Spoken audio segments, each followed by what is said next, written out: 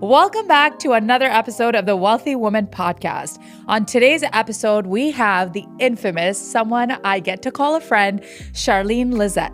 She is a mindset and confidence coach, which I'm sure you guys hear a lot about. But honestly speaking, calling her that feels like an understatement. Charlene actually blends spirituality, energy work, and real world mindset coaching to help women come back to themselves. And I'm talking about like come back to their power, their voice, and their vision.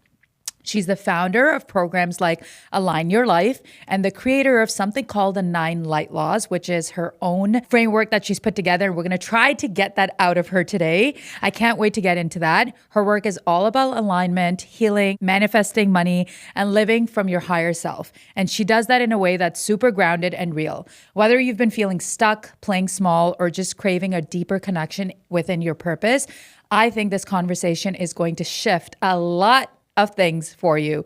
Charlene, welcome to the Wellthy Woman Podcast, girl. Hi, thank you for having me. I'm so excited to be here today. I know. I'm just ready to have like a very unfiltered conversation. Aries season. Oh, it you is? You just had your solar return. I'm about to have my solar return. It's a Well, what are we about to have? Solar return. That's basically another way of saying your birthday. Like back in the day, the ancients, they determined your solar return based off of where like the sun was in the sky, right? So the constellations. So that's why your date of birth, the sun is always in the sign of Aries. Yeah, ditto with me. So it's called the solar return. Okay, good to know. That's what I'm going to say. So wait, instead of saying happy birthday. Yeah, because birthday, listen to the words, birthday, the day of your birth. Yeah. But really, this is the day of the sun returning right back to the constellation. And like basically the exact same place. It changes day by day or year by year in astrology. But yeah, it's okay. That's deep. We just started off real deep right there. We like to go into the deep end. I know. You better keep up. Put those floaties on. Let's go. Listen, even though I think we have an hour, I feel like this is going to be a lot longer than an hour. Okay. I told you, just tell me to shut up. I actually want to get right into it. First of all, can you just walk me through what you do? Sure. So essentially, if we're going to put a label on things, just for today, I'll say that my role here on this earth, my purpose in this earth, is to help women, like you said, come back to self through confidence, through mindset, through self-empowerment, and I support them in their journey of transforming their lives so that they can manifest that life of their dreams. Okay. A lot of women, including myself at one point in time, and I'm sure you and anybody else who's listening to this podcast, has experienced a journey in their life or a moment in their life where they felt like they were stuck, they were unhappy, they were looking for more fulfillment, more freedom, more clarity. They wanted to wake up every day feeling like they were living a life of purpose or a life that they could be proud of, a life where they were in their power, but they weren't there yet. A lot of us. Yeah. So I help women. I guide women using my modalities, using my teachings, using my experience, my knowledge, all the things that I do to get from where they're at now to manifesting their dream life, to helping them attract that wealth, that confidence, that safety, that security, so that they wake up every day feeling a life and experiencing a life of freedom and fulfillment. So I want to start there. So first of all, I want to know, before we get into the real stuff, what chapter and season of life are you in? Okay. Because what I think happens is in a lot of podcasts and seeing successful, beautiful women, confident in all of that, we're all struggling and still improving in some parts of our life. So where are you at with this journey of, I know this is what you coach and do. Yeah. But what is something you're working on? Where am I at? I'm really in this place of honoring the fact that I'm no longer comparing myself to other women my age in my journey. Okay. So I saw this thing the other day. I think every time we talk, I'm like, I saw this thing the other day. So I saw this post the other day that said, there's no point in comparing like one's journey, because while everyone else was thriving and creating their life, I was out there surviving. So it's like, I think there's a whole saying where if you compare yourself, like comparison is basically the death of the self, right? Thief of joy. Yeah, the thief of joy. That's exactly it. Because if I think back to like my 30s, while people were coming together, getting married, building that white picket fence with their partner, really diving deeper into their career, furthering their career, I was going through a huge catalyst moment in my life and basically starting from the bottom of the bottom, right? Of the ashes rising as the phoenix. So to me, my 40th year, which is coming up in the next couple of days. Okay, so going back to, you're saying that you are finally in a place where you've stopped the comparison. Yeah. So Okay. that is truly where I'm working on. Because, there's parts of us, right, as we hit 40, it's a huge milestone and one to be celebrated, but it also puts things into perspective, like the outside noise of you don't own your own property, right? Oh, why aren't you driving the fancy schmancy car? Or why aren't you doing this? Or like, where's your husband? I like to call them societal constructs, or the external perception, the external idea of where a woman should be in order to be deemed successful. And I think that is very unfair, given that a lot of women in their 20s are just finding themselves. And if we weave astrology, and if we weave astrology, we don't go through a Saturn return, which is essentially the rite of passage, until we hit 29, 30. What is the rite of passage? So you know how people have bat mitzvahs, bar mitzvahs, or like quinceañeras or sweet 16s? Well, in astrology, that moment, like that celebratory moment, that coming of age moment, doesn't actually happen until your 29th or 30th year, which is called a Saturn return in astrology. And it's where Saturn goes back to the sign that it was in at the time of your birth. And so Saturn as can I go here? Yeah. As an astrological planet, is a planet of discipline, a planet of routine, a planet of structure, a planet of sacrifice, and a planet of maturity, as well as karma, amongst other things. So when you experience your Saturn return, and we've all gone through this at 30, and I think we hit another one, don't quote me on it, I want to say it's like 50 or something like that, 50, 55. What ends up happening is it's our journey in our lives where we learn how to grow the fuck up. And so a lot of people will experience huge milestones. They'll get married around 30. They'll have their first kid at 30. They'll land the dream job at 30. They'll go viral. Something really big happens. However, with that comes the lessons. Are you in alignment with your life? Are you living true to yourself? Are you owning who you are as an individual? Are you? Now, fuck yeah. Good. But at 29, 30. And it's wild because the women that I've had on the podcast were all hitting like the same milestones in terms of age. Yeah. Like a lot of 40s, and the energy and just the overall thoughts around what we've accomplished, where we should be and where we thought we'd be is so different than where we all are. And that's the reality of things. And I love that you brought up that I'm finally leaning in to stop comparing myself, because that's a basic human emotion that comes up when life has been constructed around these specific milestones that we're supposed to hit. Yeah. And if we don't, it automatically goes in as a failure. Actually, Mel Robbins says that jealousy or comparison is just trapped emotion, trapped desire. And we all want to feel. So when we see it in someone else, we automatically want that. And that emotion comes out as jealousy. But in reality, that's what we're desiring. Right. And the question is, why do you want that? Yeah, that's a bigger question. Right. Like, why do you want that? Why? I think back to when I was in my 29, 30, my Saturn return. And I think back to why did I think that the ultimate level of success or the ultimate level of happiness and joy came from having ABCD, when ABCD is society's construct? It is an external perception.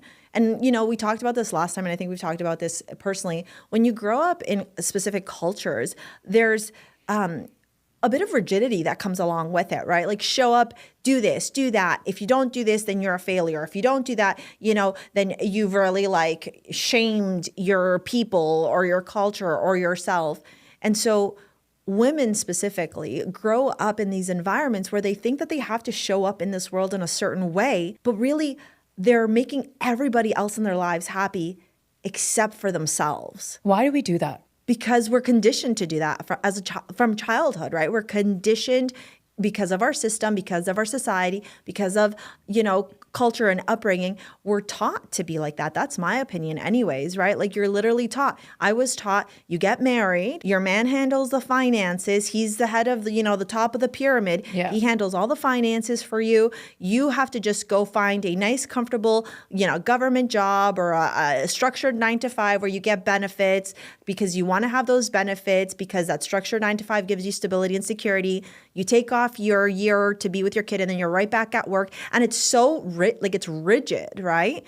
And so you start living this life. And for a lot of women, they realize this does not bring me joy. This does not bring me happiness.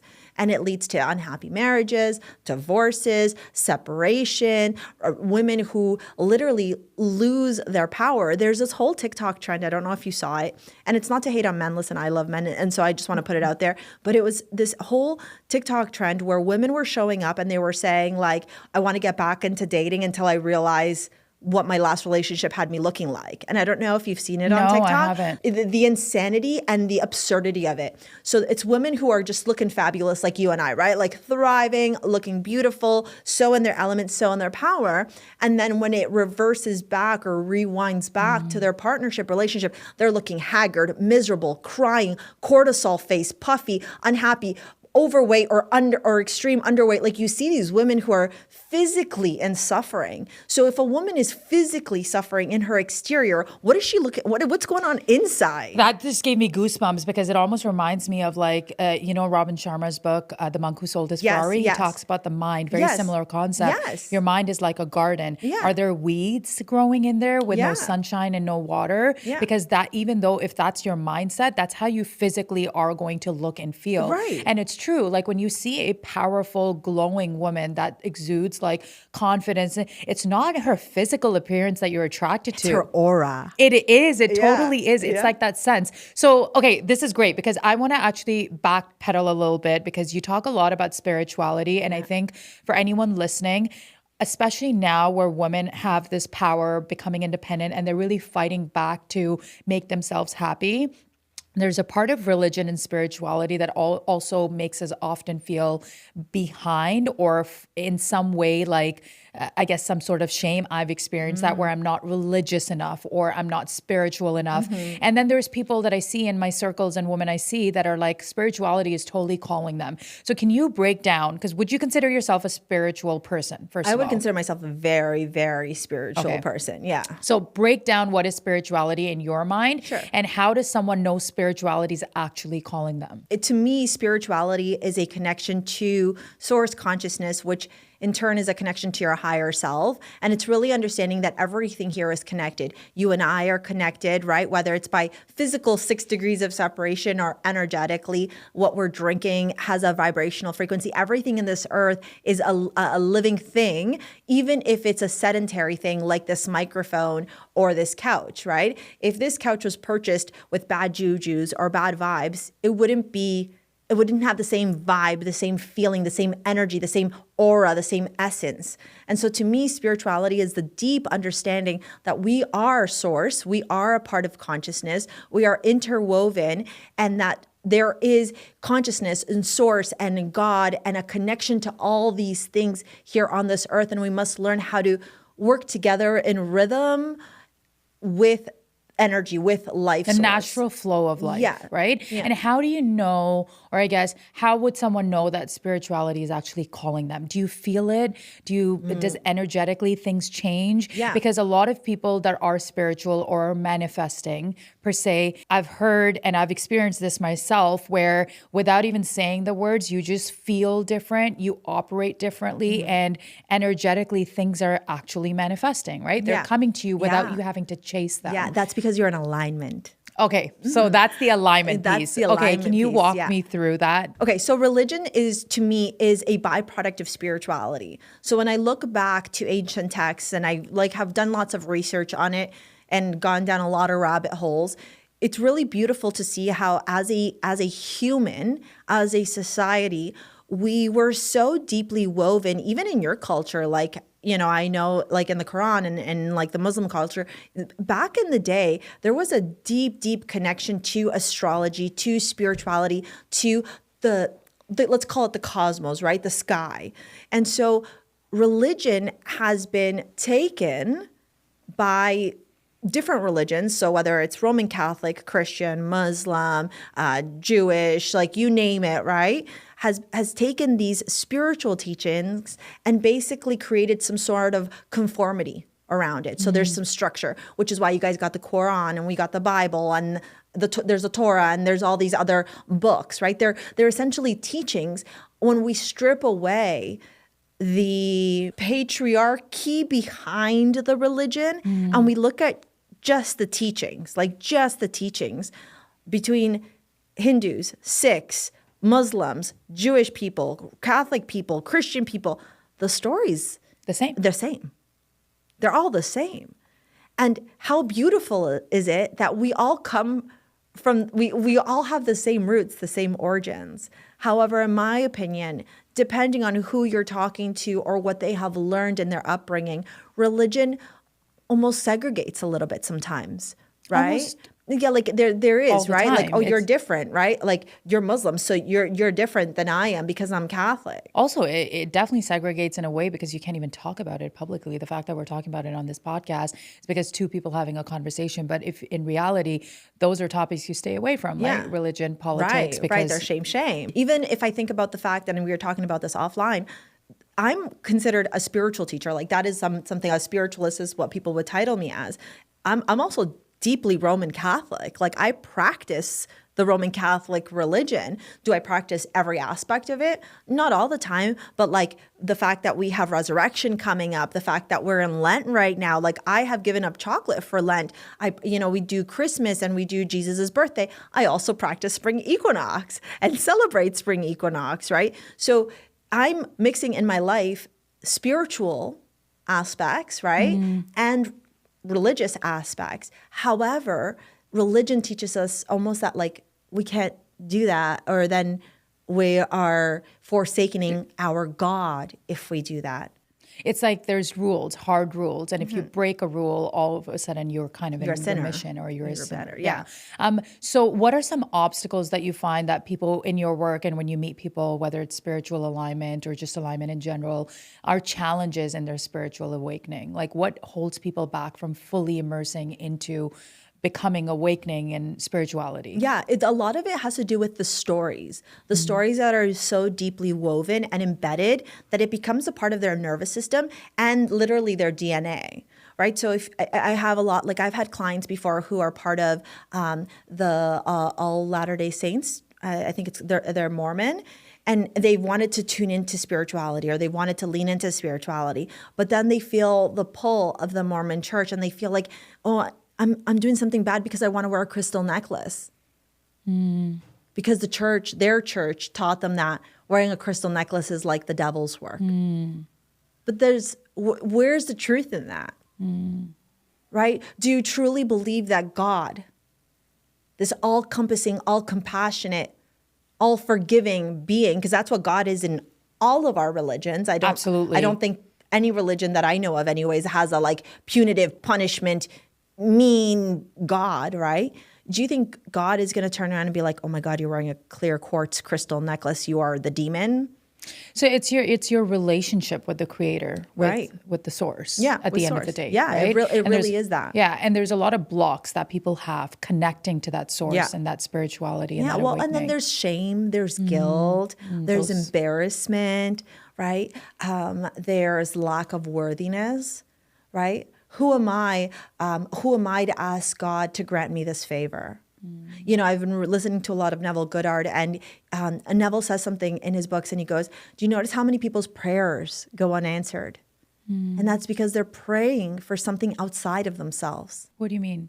Because we are God, right? Is God out there in like the heavens, right? Looking down at us? Maybe.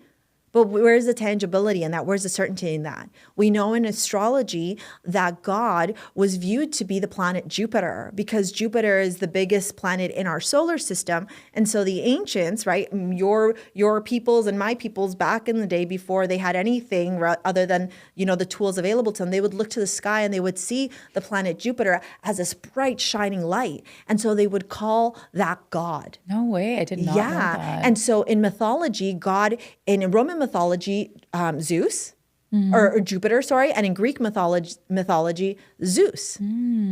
And so in astrology, we take the teachings of Jupiter and we implement those teachings of Jupiter, the characteristics, the qualities. That's what you learn in astrology.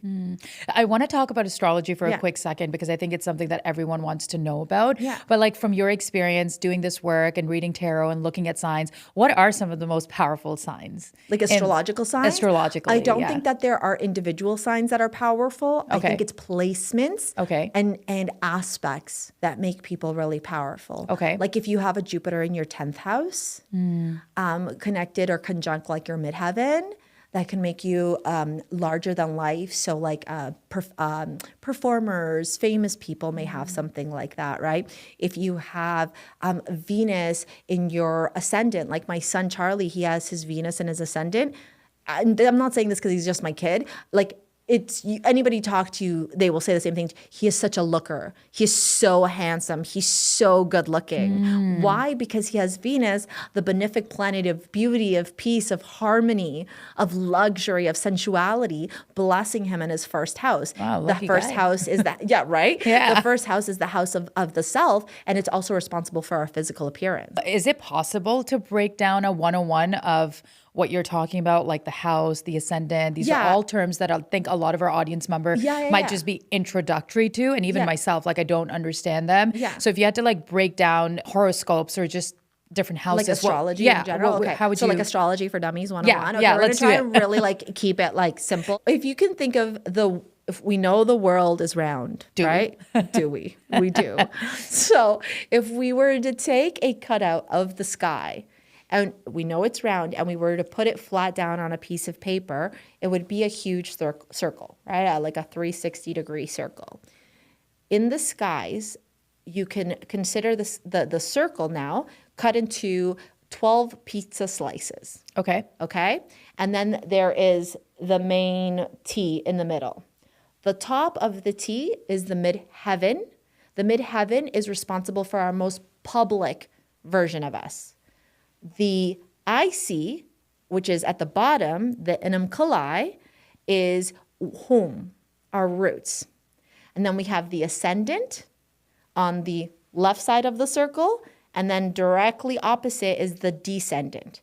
The ascendant is our rising sign, or the rising, where the horizon was when we were born, on the constellation that we were born, at the time we were born, at the place we were born. And then the descendant is the sign on the opposite, and that's responsible for our relationships. So our partnerships, relationships, contracts, marriage, negotiations, that kind of stuff. So every single house, those 7 or 12 pizza slices I told you about, is a house, and you can consider that a stage. And that stage has its certain characteristics, its certain vibe, its qualities, keywords, themes in our lives. Does it change as you? All 12 are the same.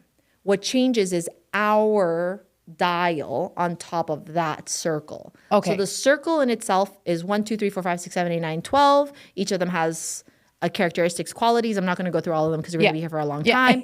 Okay.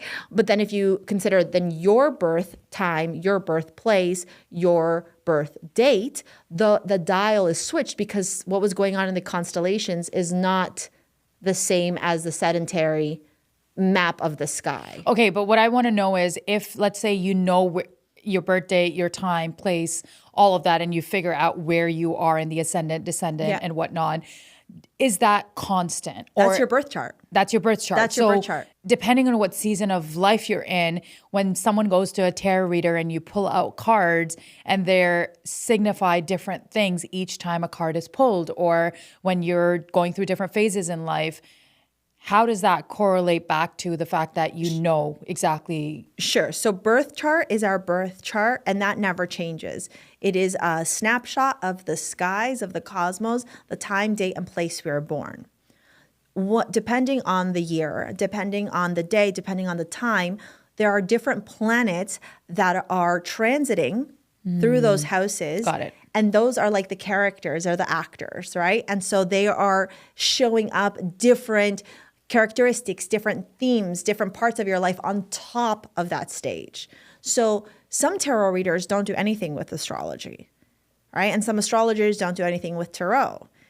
I have my South Node in the 9th house. And for people that know, people will know, I also have Pluto there. I also have Saturn there. So I'm like, if it was up to me, I would be in the concaves, deep underground, in a hermit, reading 1,000 books. Like, I thirst for knowledge. So as a spiritualist, I was like, I want to weave together every modality that feels in alignment with me when I am supporting my clients. So that's why I learned astrology. And I still consider myself a student of astrology.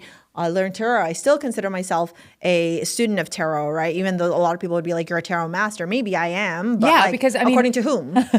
But your YouTube channel is mainly tarot reading? So it's tarot with astrology. Okay. I've got manifestation, law of attraction, spirituality. Okay, so let's move over to alignment because I'm really curious about that. How does one create and feel alignment? So to experience alignment, we have to dive right back to spirituality. And it was something we were talking about when we got a little bit like sidetracked on astrology. You said, how does somebody know that spirituality is calling to them? Well, in the world of spirituality, we would call that a spiritual awakening. And there are, some people say 5 signs, 10 signs, 20 signs, whatever, man. Like, let's not rewrite the wheel. The wheel has been written. I would say the main signs that you're going through a spiritual awakening, if we're going to go really high level, would be 1, you are thirsting for something more in your life. You know that there's a bigger calling. You just don't know what it is. You feel very unhappy or stuck in your life where you're waking up every day going, this can't be it. There's got to be more to my life. You know, you're in the mirror crying, asking yourself like, is this really what my life has been deduced to? The third one would be that you are realizing that the people in your environment, you're not in alignment, like you're not vibing with them anymore. You go out and hang out with your friends, right? And maybe they're like, no judgment to people who love to drink all the time, but let's just say they love to party and they're partying Wednesday, Thursday, Friday, Saturday, Sunday, and all of a sudden you're at these parties and you're like, I don't like it here. Right? Or your job, right? You're like, wow, at one point this job was really fulfilling. This job is not fulfilling anymore, right? And you're seeking for answers. So you're looking for these answers outside of yourself through religion, through tarot readings, through astrology readings, through just wanting to really understand what else there is to life, right? And then oftentimes it's accompanied by what I like to call a catalyst moment. And so a catalyst moment is when you go through a divorce, when you go through a separation, when either you get fired from your job or you quit your job, or a big life moment. Just like a really big life moment where after that moment, things are just not the same anymore. All of those signs that I just gave you are huge signs that you're going through a spiritual awakening because you're looking for answers. You're looking for answers to that fulfillment, to that freedom, which then leads you to the alignment. I was just going to ask, I want to go into alignment, but I'm curious. Yeah. So a lot of people experience this spiritual awakening. And if you're listening right now, you're probably having that aha moment. Oh my God, I might be in my spiritual awakening. Mm-hmm. But we're often stuck there, right? And which is where we'll get into alignment. That's called the dark night of the soul. If you can think of the stuckness is the initiation period. Caterpillars go through their chrysalis stage before they turn into butterflies, right? Bears hibernate during the winter, right? These cycles of life. In Canada specifically, what happens at winter? Everything dies. And then it's reborn again in the spring. These are the natural cycles of life. This is when we too have to acknowledge that we are also journeying through that cycle of life. Mm-hmm. So the dark night of the soul, the moment of initiation, is a moment of darkness where I like to call it where you got to sit with your shit. I like it. People don't want to sit with their shit. No, they don't. Right? The ego wants to blame everybody else. It's his fault. It's her fault. It's their fault. Look at what they did to me. Right? It absolves itself of any responsibility. You ever meet like those highly toxic or like narcissistic people who like can't fucking grab a mirror and look at themselves in the mirror and realize like, oh, wait a minute. Common denominator. Right? Exactly. Thank you. 1 + 1 equals, right? Like me, right? So that is because they are driven so heavily by their ego. And then we have people who are in their victim. It's everything bad happens to me. Like I need to live on government housing because I am a minority and life has been so hard on me. And listen, I'm a fucking minority. Life has been hard on me, but I'm not going to be a victim to my circumstances. How many people live in victim mode? A lot. So I find it's really interesting. When people come to me, I would say like 70% are living in their victim. And then I've got like maybe 40%, 30% living in their, if I was to do it 100, I would say 70 victim and 30 ego. Wow. Yeah. Yeah. And I find that the people who are driven by their ego are more angry. They're more full of rage, resentment, anger, frustration. Whereas people who are in their victim are in this emotional state of helplessness and hopelessness and shame.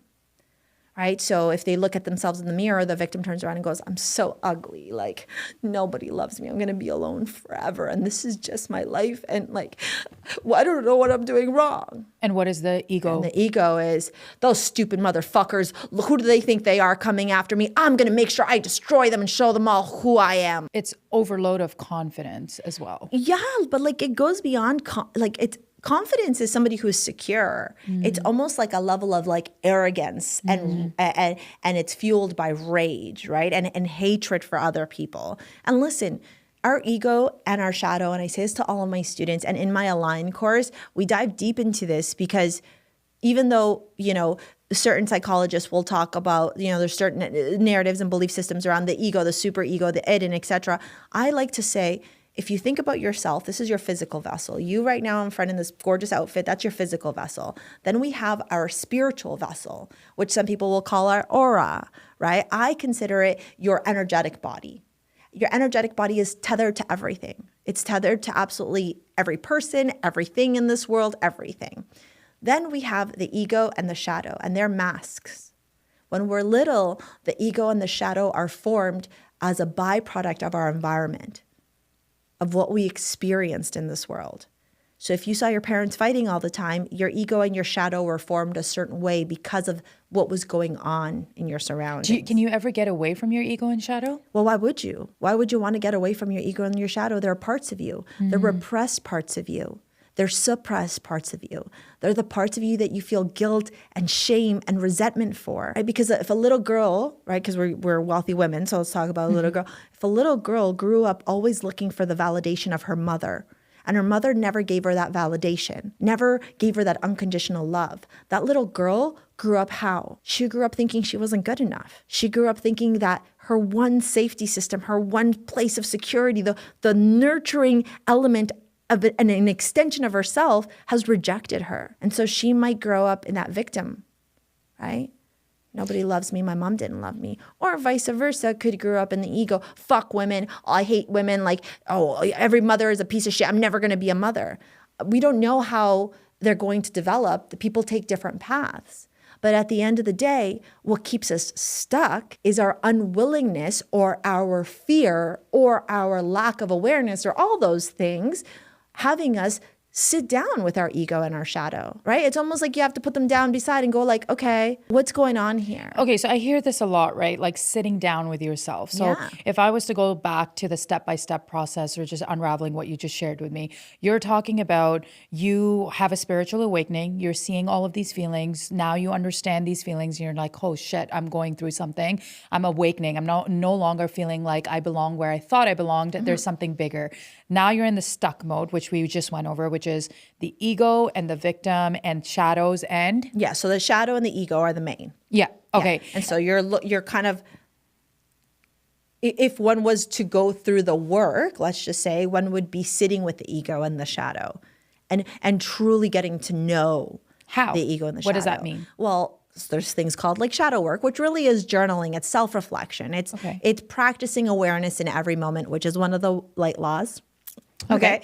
So in my Align course, I teach you, right, through workbooks, through exercises, through video teachings. I go through deep exercises that are meant to trigger, right? They're meant to. They're supposed to. Not as a way of vindictiveness, but more of a moment of illumination. Right? Like a flashlight coming over, boom, lighting the space up and letting you see, when I feel rejected, I automatically revert back to my ego, or I automatically revert back to my shadow. So this is the deep work part, right? This is the and deep if you work. could give practical things to do during this time, going back to what you said, so journaling, Yeah. what else would those things look like? I would, if you were in my Align course and going through the program, one of the things that I teach all of my students is to practice awareness in every moment. And I say this to I drill it into their head. I go, observe what happens when you're at the coffee shop and the barista says something rude to you. What do? Reactive. Most people would get reactive, right? Why? Because we're so in our own world that we're unwilling to see that everything is connected. Maybe that barista's mom just died. Maybe that barista is getting evicted.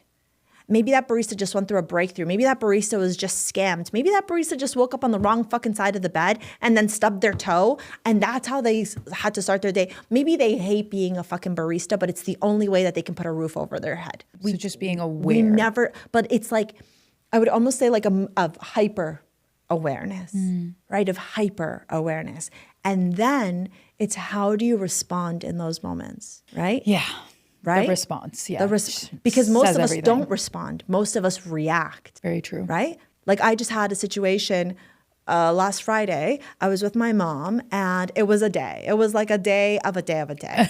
And then my dad was calling me and I kept seeing my dad's missed call. But when I went to go call my dad back, it said, welcome to Bell. You've reached the Bell telephone, da-da-da-da-da, to press 1 to this. And I'm like, what the fuck is going on? And I'm like, maybe my dad's phone is broken. That's the first thing. So then I call my girlfriend. Same thing happens. So then I'm like, I'm going to call 611 Bell or *1234 Bell because I need to figure out what's going on with my phone, right? Something's clearly wrong. In order to speak to a live agent, you're going to have to pay a past due amount of whatever. It was almost $300. And I'm like, pay past due amount?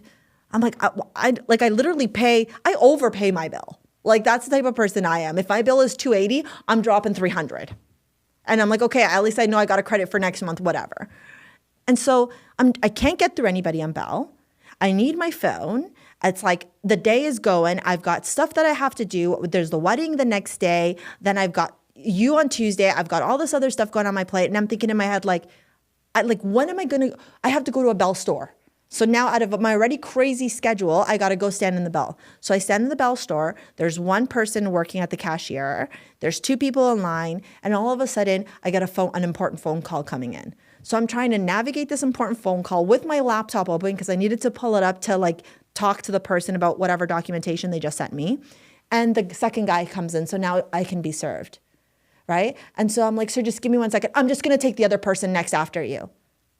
Sorry, so I've just waited here for half an hour patiently, and you can't give me 20 fucking seconds I'm stressed listening to of this. your life, right? And my mom's with me, and she's helping me out. So my mom's like, I'll go give him the number. And she's like, well, she's busy on the phone. She's busy on the phone, so I'm just going to take the next client because there's people in line. What do you do? And so, right, most people would just absolutely lose their fucking shit. You're busy. You're being inconvenienced. You have no way. Why can't I just talk to the Bell rep at home from the comfort of my home so I can multitask? Also, fuck, I'm fucking annoyed and frustrated and pissed right now. Right. So I tell the person on the phone, I'm like, listen, I'm so sorry. I didn't want to cut them off because it was an important phone call, but I'm like, I need to call you back because I need to figure this thing out. I can't even talk to you on the phone, right? Until I figure this thing out, right? So I go to the the gentleman or whatever, and he is just so fucking condescending. And I'm like, sir, I don't understand why my phone's not working. Well, I'm not a customer service rep. My job is just to sell you the cell phones and you're going to have to call the Bell number. And I'm like, sir, I'm trying to call the Bell number. And then the lady beside me is going, oh my God, why are you being so loud? And so it's whoosh, all this noise, right? Unevolved Charlene, or what I call Charlene pre-awakening, I would have just fucking lost my shit on everybody. I would have been like, you need to mind your fucking business. Right? And you need to do your job.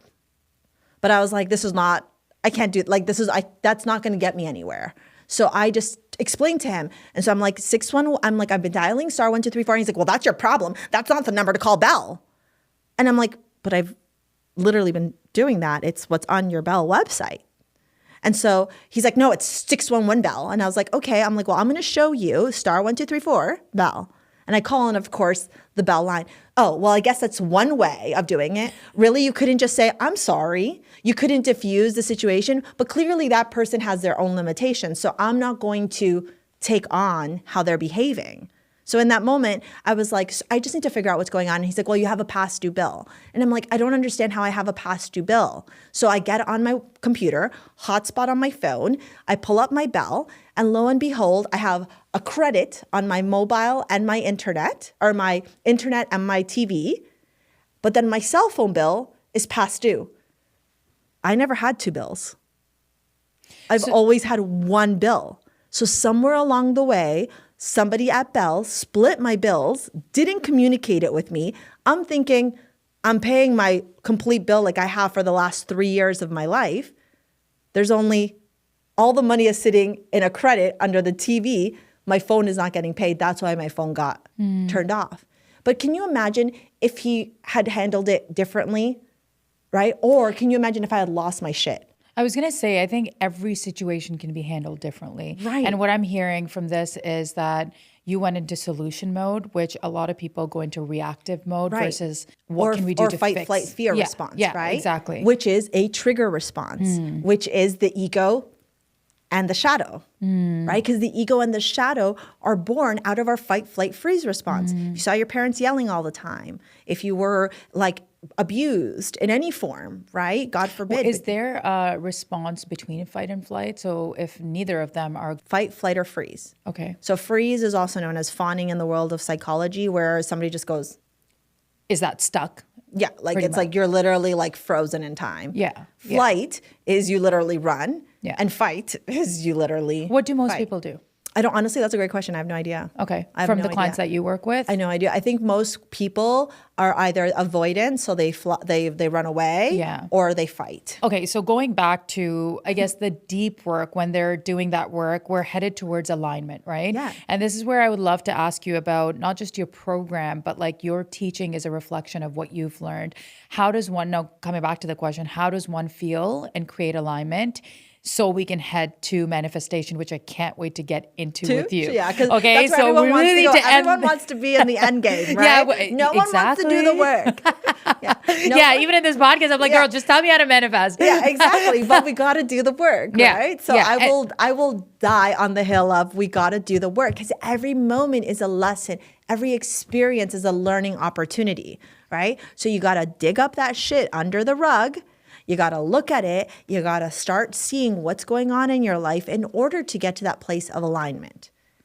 You can't have one without the other. Like, you got to do that stuff, right? Because what ends up happening is when you start realizing your reactions, what triggers you, who triggers you, how it makes you feel, what is the self-sabotaging behavior. If I'm stressed, I eat chocolate. My automatic response to stress, or like if I'm inundated with a lot of work, is to get that chocolate on one hand, shove it in my mouth, chipmunk it, right? But that's the brain. It has been subconsciously programmed to associate chocolate with stress, chocolate as an alleviation to stress. That's neuroplasticity.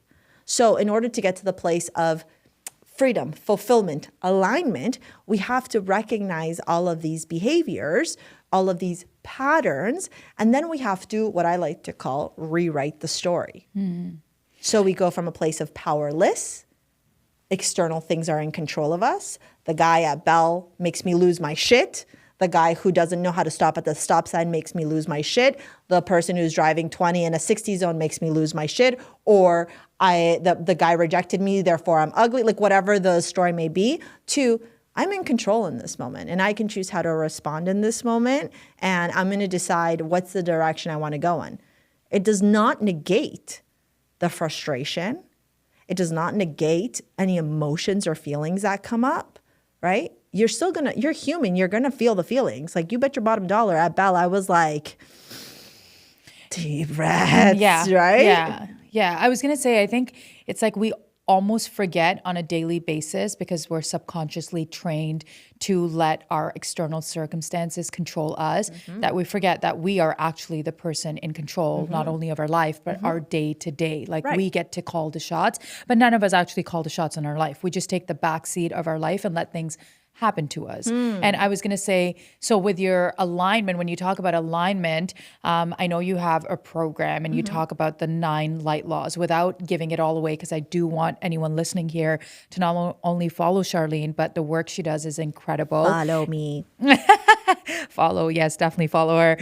And she's beautiful online, and I love the red lips and everything else, especially if you want to learn about tarot and your signs and all of that, which I was obsessed with at one point.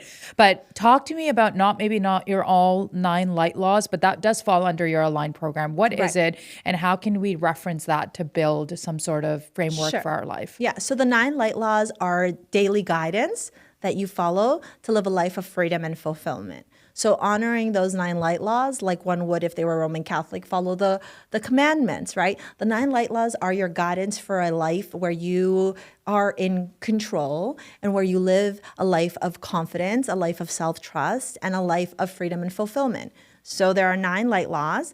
They were, I like to call, gifted to me in the peak of panini times. I don't like to use the other word. If you know what I'm talking about, panini times. You know what panini times is? Pandemic. Okay. I'm like, what is it? You know how many people have been gifted during that time? Because we went through a massive energetic awakening during that time. So just before it, so like I would say like January to March, I started receiving things that I was writing down, and it was almost like automatic writing. If anybody knows what automatic writing is, it's where like you're essentially just channeling, and like it's like a download. Yes, like a download. Yeah. So I wrote these 9 light laws down. I didn't know what they were, and so for the longest time, I just had like 9 rules. And I was like, okay, I'm just going to call them the 9 rules of life. But I'm like, I'm pretty sure there's a book already on like the rules of life. I'm like, this doesn't make, I didn't know what the word was. Anyways, the teaching behind the light laws is that when you follow the light laws, you live an enlightened, aligned life. Yeah, because the first one, I'll give you a couple. Yeah, okay? Throw some at me. Yeah. So the first one is everything begins and ends with you. That's like powerful in itself. That's a whole law right there. Everything begins and ends with you. You hate your boyfriend, you break up with him. I can't because we live together and like we have so much history together.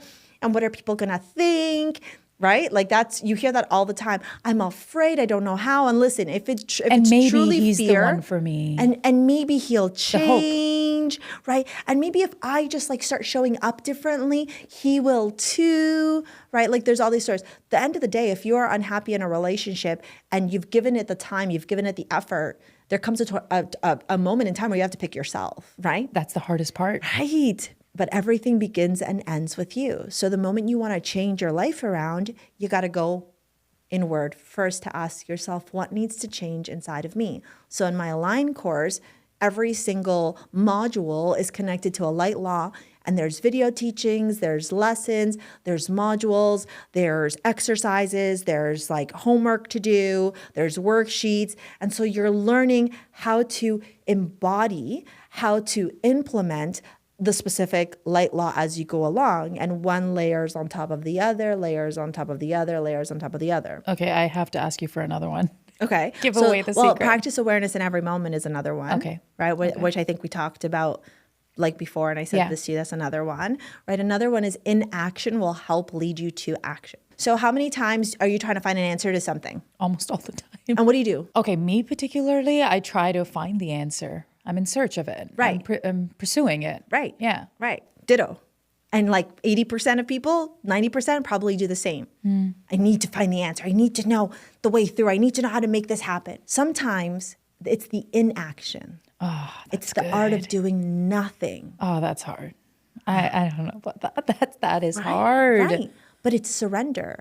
That's surrender. If you know that you are in alignment with your higher self, if you know that you are a direct connection to source consciousness, if you know that you are the embodiment of God and co-creator, then why do you need to be doing? And women do that a lot. I see what you're saying. Right? Okay. And men do it too, right? Like, I got to provide, I got to do this, I got to do that. But sometimes the answer that you're looking for is in the art of doing nothing, the art of complete surrender, and going, well, I'm already an energetic being and I'm already aligned with what I desire. So if I'm seeking the answer to, I don't know, one of life's many enigmas, where's my soulmate? If you're out in this world, desperate, going on 1,000 dates, or you're going out and then you're posturing, right? You're everywhere like, maybe my husband's here, maybe my husband's there. I feel like I just did a little like bunk at a time.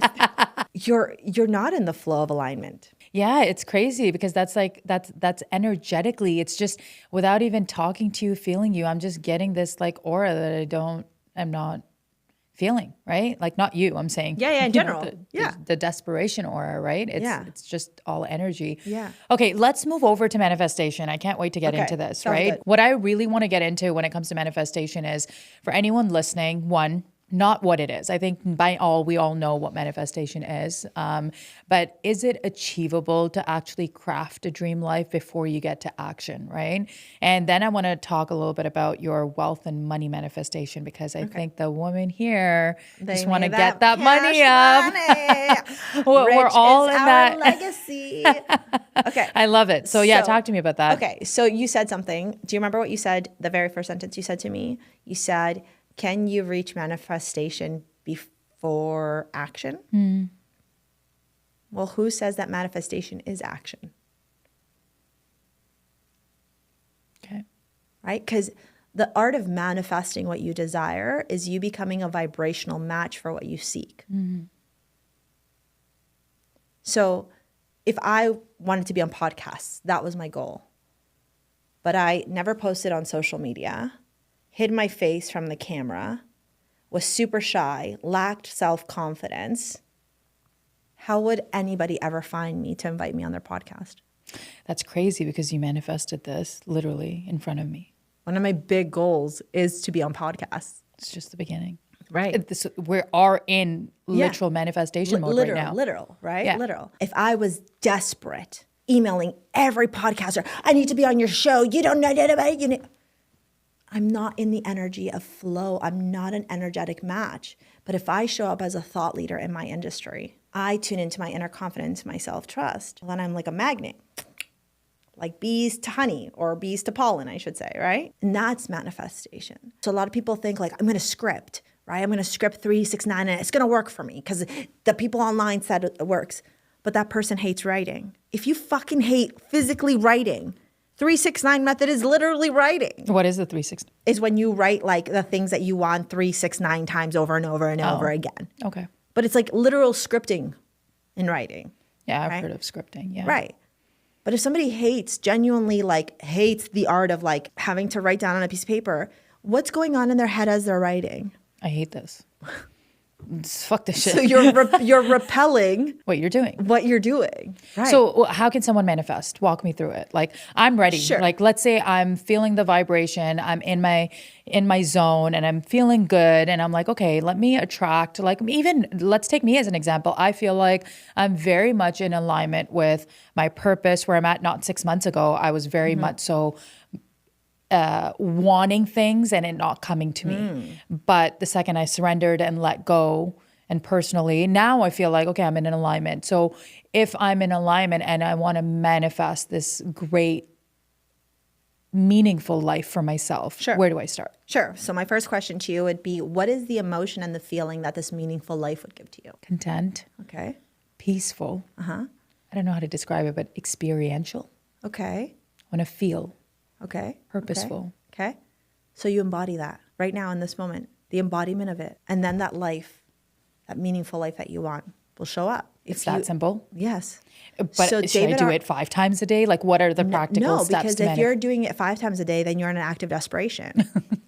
Right? I'm not doing it 5 times a day. Right. Also, like, who fucking has time to do it 5 times a day? Because I don't. No, I mean, like, I'm asking, like, when I look at manifestation, I get it because I've been around people, I see it.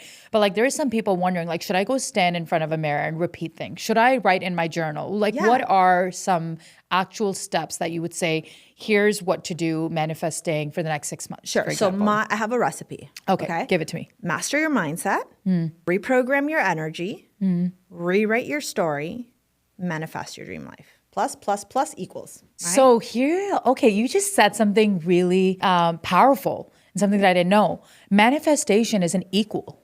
It's not a plus. It's a state what of comes being. up. Yeah. Wow. Yeah. Right. If I want to lose weight, let's just say, I'm going to master my mindset to believe that I am capable of losing weight.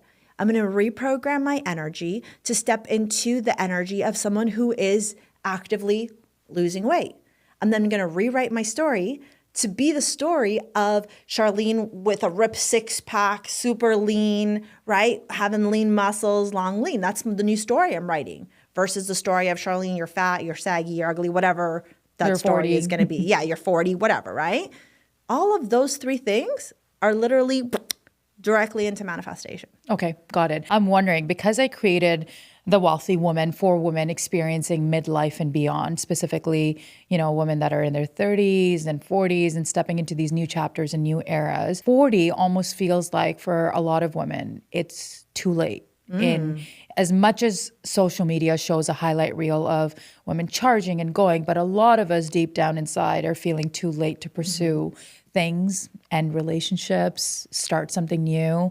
What is a piece of advice from your experience and your what you specialize in that you can give that can move the dial for someone listening to this right now? Okay, so my first question would be, too late according to whom? My favorite question, and I say this to my 9-year-old son, and I say this to all of my clients, the minute that there is a story of resistance is, and so what? And so what, you're 40? And so what, you need you're to write just a book. starting? You know why? Because I just realized it's like the Mel Robbins theory. Yeah, let It's him. almost Yeah, like, and so and what? so what? Yeah, and so fucking what? And so fucking what? My son just said this to me, and listen, people are going to have their opinions. I understand people are where they're at in their life.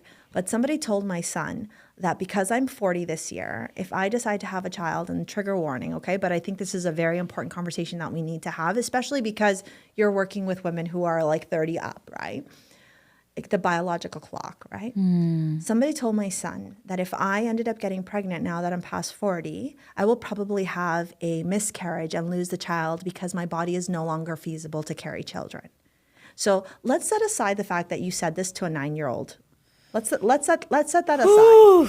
And that you're an adult saying this, right? Maybe let's even pretend that they didn't say it, okay? Right? I'm going to believe my son on this, but let's just pretend that they didn't say it. That's tough. Right? Imagine the story, whether it came from a woman or a man, it doesn't matter, but imagine that belief system that when a woman hits 40, she's no longer viable to create life. When science has told us the exact opposite. There are women who have literally given birth a year or two before they go into menopause. The whole idea that women need to give birth in our early 20s or in our late teens or in our, you know what I mean? Like after 30, we turn geriatric or whatever the story is. It's all patriarchal. It's not rooted in the science of women. Do our eggs lessen? Sure, yeah. And so what? Yeah, it's almost like we give up hope before we even try. Yeah. Right. But why is that what's being ingrained in women? Right. So when it comes to us talking about like the advice to give to women, right? The advice of how do you start your life over? It's never too late to start your life over. Because guess what? Let's just say I don't end up having a child in the next 10 years. At 50, if I wanted to, I could go and adopt a child. So really, the limitation is only projected by the one person's own perceived limitation. It's not by my limitation. Because maybe God said, you know what, Char, you're one and done in terms of giving birth, but that doesn't mean I can't go adopt a whole soccer team of kids, right? Yeah, makes sense. Wow. Yeah. I mean, that's great advice. I have this in my bio, actually, in my social media accounts. It's never too late to start. Never. Firm believer in that. If Never. anything, I think it's even greater when you restart in your later ages because you're wiser, you're confident, you're just... You know yourself. You know yourself. And it takes time to get there. I think people are in a rush to get there in your 20s and 30s when experience is what makes you get there, right? Okay, I want to end off somewhere where I want women to understand the power of being able to attract and manifest wealth and money and abundance in their life. Okay. So let's talk about that. You have a money magnet course. Yes. You talk a lot about being able to attract money. And I think the good thing about where we're at now is that we've gone from a consumerism mindset because of what's happened in the world, Palestine, COVID, all of those things, to be people making very conscious, women making conscious decisions of what wealth means to them. Yeah. And in this podcast, we're redefining what a wealthy woman is. So talk to me about money and wealth from a manifestation standpoint. Sure. So one, we have to understand that money and wealth are two different things. Okay. right? So people like assume that wealth is tangible, physical, like fiat dollars or crypto or whatever. Crypto. Give me that crypto. Whatever, right? Like, listen, buy now. It's down. Trust me, because fiat currency I completely is agree, but money and wealth, two different things. Yeah, right? So wealth can look like you having that stable, secure, safe home where it's peaceful, right? Where you get to experience life. That's wealth, right? The fact that I can do this on a Tuesday because I'm not bound to a 9-to-5 office job, to me, that's fucking wealth. I agree. Knowing that I'm going to go home and my course has probably sold a few times. People have probably booked sessions with me. People are watching my videos. How fucking lucky am I? That's fucking cool. Right? Like that's wealth. That's wealth, right? That's wealth. Money is literal tangible fiat dollars, right? So like Canadian dollar, US dollar, or whatever dollar you're at in whatever pesos, give it all, whatever you want. Right? Australian dollar, I don't care. No one wants the pesos, let's be honest. Everyone wants the dollars. I mean, I'm pretty sure no one wants the Canadian dollar now. Yes, I agree. But yeah, how do we I think people are like pesos versus Canadian dollars. How do we make that money, girl? Like someone's in survival mode right now, right? So number one, why the fuck are you in survivor mode? So I wanted to tell you this because this is it's very powerful, and I encourage everybody to go learn on who David R. Hawkins, and he's a very famous psychologist. He's no longer with us, but his teachings are. And he's created this thing called the map of consciousness. And the map of consciousness is connected to our energetic frequency, it's connected to our emotions, it's connected to our feelings, and it describes the way in which our life we would experience life, the lens in which we view life, based on the vibrational frequency that we're at. So if somebody's in fear, they experience life from this level. This is the emotion and feeling. This is what's their reality. This is how they view God. Like there's all these steps that he has. This whole cool chart. In order to manifest anything in your life, you got to pop into what I like to call, and what David R. Hawkins calls, the spiritual paradigm. And that is where your energetic body, your energetic vessel, your aura is completely aligned with your physical vessel and also tuned in, tapped in directly to source consciousness. The understanding that we are not separate from all these things, right? I've had clients come to me and be like, if only I could manifest $2,000, everything would be okay. And I'm like, only $2,000? You think the universe is on a budget? You think the universe is like, sorry, Huda, only 2,000 for you, but I'm going to give, Bob 50 million. No, that's not how the universe works. The universe will give you what you believe you are worthy of receiving.